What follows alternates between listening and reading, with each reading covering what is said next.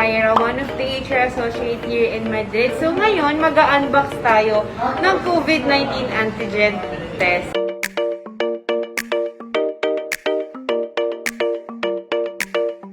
So ito ginagamit to for saliva test. So meron siyang 25 pieces sa loob.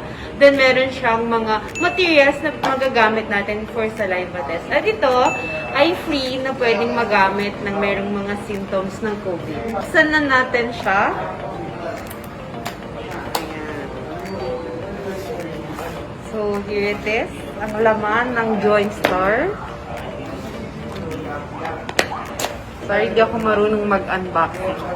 Ayan. So, pag open natin, meron siyang mga dropper. Ayan. Then, yung certificate niya and yung manual kung paano gamitin. At mga test cassettes. Ayan. Ito yung parang pregnancy test. Dito natin ilalagay yung saliva natin mamaya. Then, meron din siyang nakalagay na disposable paper cups. Ayan. Dito natin, makikita natin kung paano to gagamitin mamaya. And, syempre, yung ating sample extraction tube. So, ngayon, ipapakita ko naman siya kung paano siya gamitin. So, ngayon, ipapakita ko naman sa inyo kung paano yung procedure ng paggamit ng ating saliva test. So, ito, kukunin lang natin yung disposable paper cup. So, kapag ilalabas natin yung saliva natin, kailangan magkaroon ng gantong sound. Ganon, para malabas yung saliva na nasa lalamunan natin. Sige, ita-try natin siya.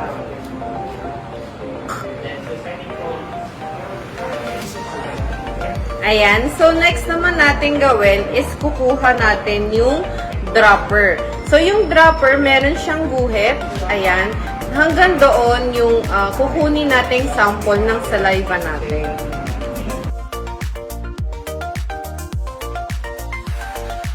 Ayan. So, ngayon nakakuha na tayo ng sample ng saliva natin. Ngayon ay, ayan. Kapag muna natin siya. Then, bubuksan natin itong extraction tube or yung sample extraction tube. Dito natin ilalagay yung saliva natin. So, buksan lang natin siya. At ilagay yung saliva. So, once na nalagay na natin siya, tatakpan natin siya ulit. Ayan. Then, isi-shake natin siya ng 12 times ng dahan-dahan. So, 1, 2, 3, 4, 5, 6, 7, 8, 9, 10, 11, 12. So, ayan. Then, ngayon, bubuksan natin yung ating test cassette. So, open lang natin siya. Ayan. So, para siyang pregnancy test. So, dito natin ipapatak yung laman ng ating sample extraction tube. So, 3 times natin siyang ipapatak dito.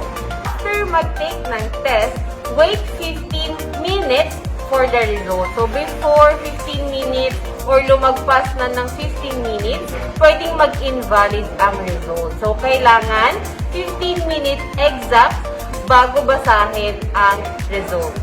So, ayan, natapos na yung 15 minutes at ngayon, syempre, meron ng result ang ating saliva test. So, ipapakita ko pala sa inyo yung ginawa ko kung paano malaman yung result. So, dito, may 3 letters kayong makikita, which is yung S, C, and T. So, dito sa S, ilalagay yung sample saliva nyo. Then, dito naman sa C, ang ibig sabihin yan is negative kayo. Ayan, tulad ng nakikita nyo yung result, negative po ang aking saliva test. Then, kapag nasa letter T naman, ibig sabihin yan invalid. Kaya, iiwasan natin na madaliin yung result natin. Kailangan 15 minutes talaga siya. So, on or before, pwedeng maging invalid yung result ng inyong saliva test. Kaya, dapat eksaktong 15 minutes. Ayan. Then, syempre, kapag nag-double yung guhit, nagkaroon ng guhit sa C at T, ibig sabihin yan ay positive tayo. We take this test first thing in the morning, yung hindi ka pa umiinom ng tubig or hindi ka pa nagbe-breakfast. Ikaw ay nakakain na or nakapag-breakfast na, mag-antay ng 1 oras, no drinking water or food intake.